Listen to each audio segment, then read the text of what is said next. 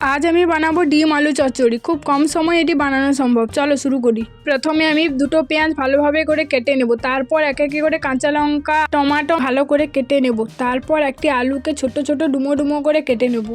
তারপর কড়াই গরম করে 2 টেবিল চামচ তেল দিয়ে কাঁচা লঙ্কা কুচি দিয়ে ভালো করে নাড়তে হবে।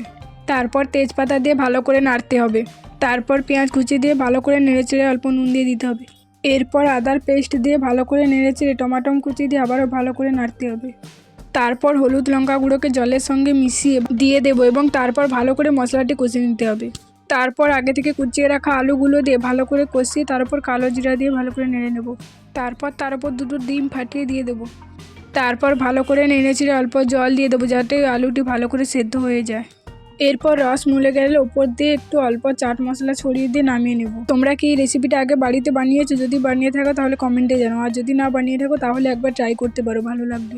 রেসিপিটি যদি তোমাদের ভালো লাগে তাহলে লাইক, কমেন্ট, শেয়ার ও সাবস্ক্রাইব করতে ভুলবেন না।